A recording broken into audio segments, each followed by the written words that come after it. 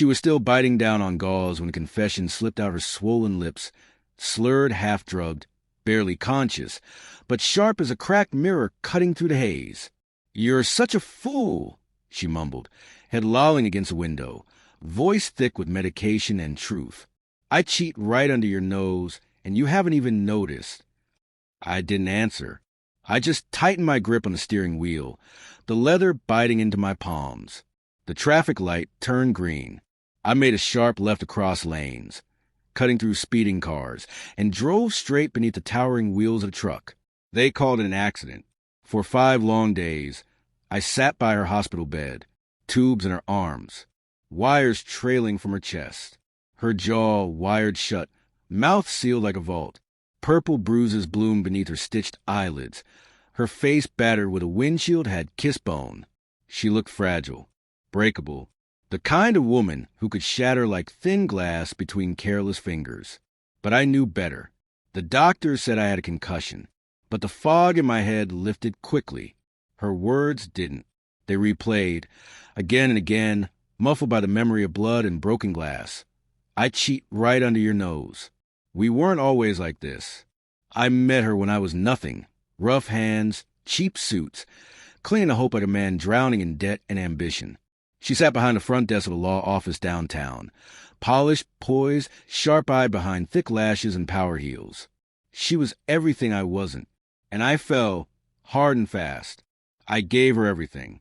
I worked nights, picked up extra shifts, hustled every spare moment, started a small tech firm with a friend, sleeping under my desk while the company took root. 10 years later, we were living in a glass-wall home on the hills. Custom suits, corner office, a view of the city blinking like promises kept. And beside me, a woman who smiled like she meant it.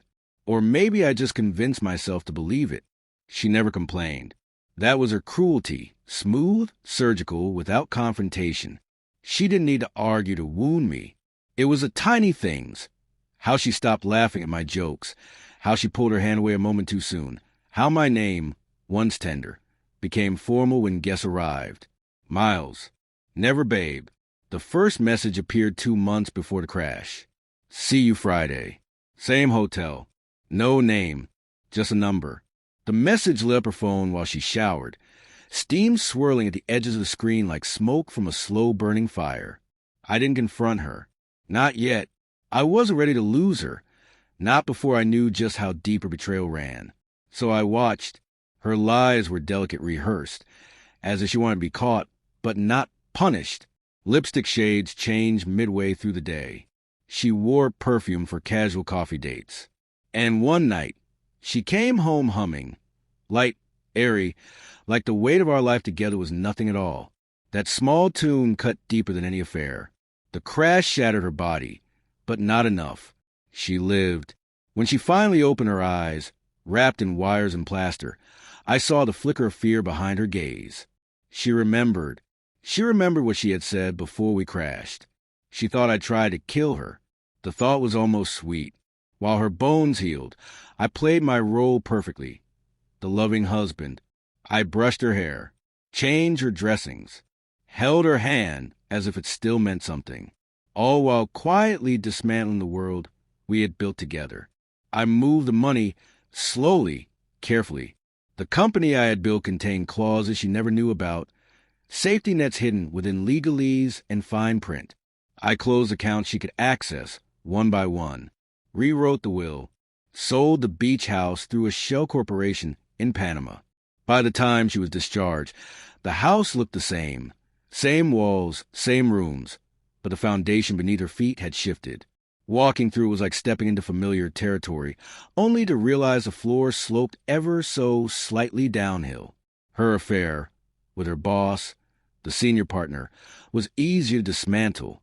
Arrogant, divorced, predictable. I sent him a simple, anonymous package. Screenshots, timestamps, hotel footage, and one carefully worded note. She talks in her sleep. His firm reviewed its conduct clause. He lost his shot at partner. She lost her job. The scandal didn't roar, it sliced. Surgical. Quiet. No headlines. Just a phone call.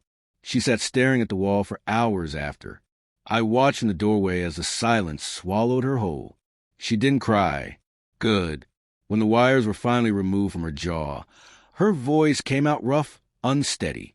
She tried to explain. I didn't mean it. That was her only apology, not for the betrayal, only for the timing. A month later, I left. No fights, no screaming, just a note on the kitchen counter, and one final nail, a single bank statement. Her name was gone from everything. The company, the accounts, the properties, all scrubbed clean. She called once. I let it ring, then blocked the number. She tried friends. They knew better. The silence around her grew thick, padded, inescapable. A soundproof cell where no one could hear her scream. Last week, I saw her at the grocery store. Thin, pale, teeth slightly crooked from the way her jaw healed. She held a basket like a lost child, instant noodles and off-brand mouthwash. No ring on her finger. She froze when she saw me, eyes wide and hollow. She didn't speak, just stood there as I passed. Before I turned the corner, I glanced back one last time. She was still standing there, holding that basket like it was the last thing tethering her to the world. The road where I crashed the car carries no cameras, no skid marks, no evidence, just a bent guardrail and a twist in my spine that aches whenever it rains. She told the truth that night, with blood on her lips, and I answered it without ever raising my voice. Justice doesn't knock. It lets itself in.